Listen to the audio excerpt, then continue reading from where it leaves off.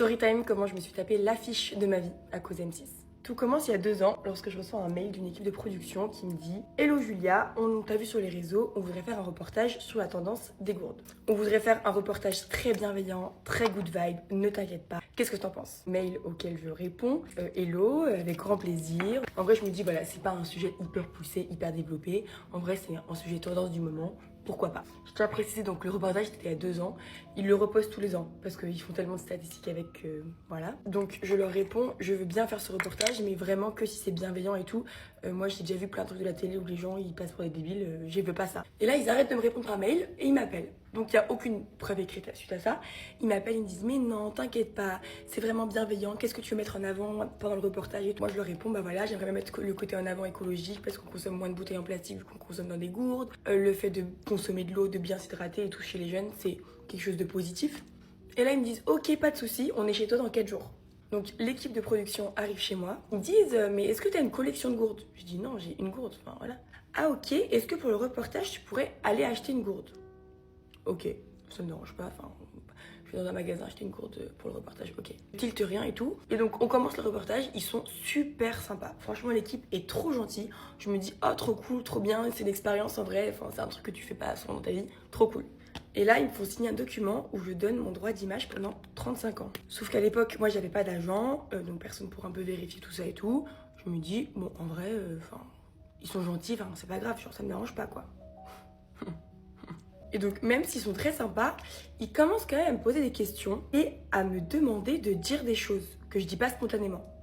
Par exemple, il y a une scène où on est dans la voiture et je me rappelle, la rédactrice, elle me dit « Mais est-ce que tu penses pas qu'il y a une volonté de vouloir ressembler à une américaine ?» Je dis « Bah, je sais pas, peut-être. » Elle me dit « Ok, tu peux faire une phrase où tu le dis. » Et donc je dis « Mais comment ça ?» Elle me dit « Bah, dis la phrase, je pense qu'il y a une volonté de vouloir ressembler à une américaine. » Je pense qu'il y a cette volonté inconsciente de ressembler à des femmes américaines qui... Ils me font faire des choses ou dire des choses que je dis pas moi spontanément, naturellement. Je suis jamais passée à la télé, j'ai jamais fait de télé ou quoi, donc je me dis bah peut-être qu'ils ont un peu un script qu'il faut suivre et c'est ok quoi. Je suis tellement quelqu'un naïve et je m'en veux, mais c'est mon trait de caractère, c'est comme ça.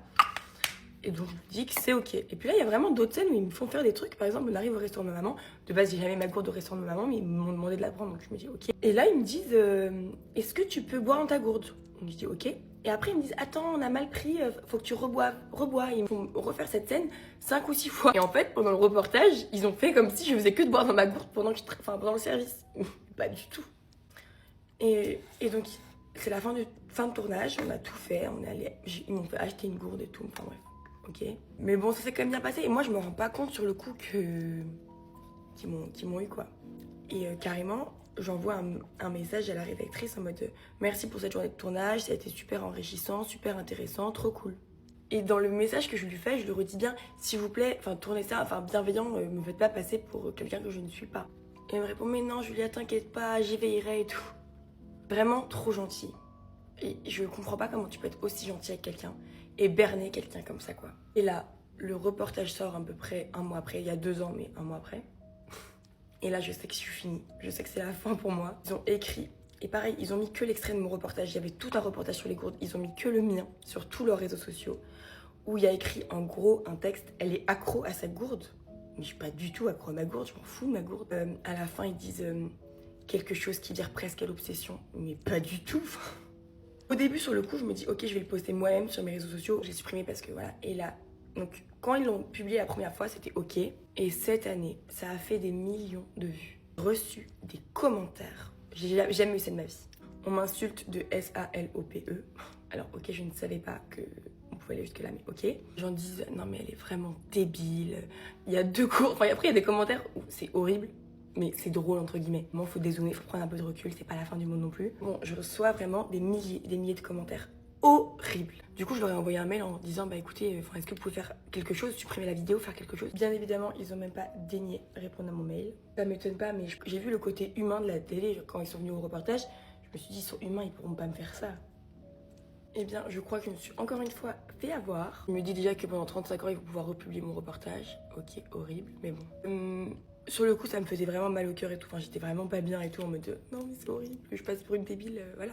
Et maintenant, en vrai, avec un peu plus de recul, c'est pas la fin du monde. Faut avoir un petit peu d'autodérision. Même moi, je rigole avec mes amis. Ils me font des blagues et tout, voilà.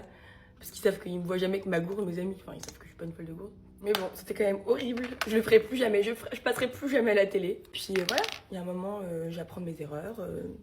C'était une erreur.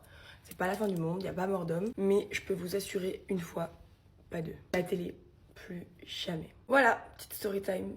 Un peu triste, un peu... Mais c'est comme ça, c'est la vie. Et je déteste M6 depuis, hein, vraiment, je ne veux plus, je regarde plus la télé, ça me dégoûte. Bisous.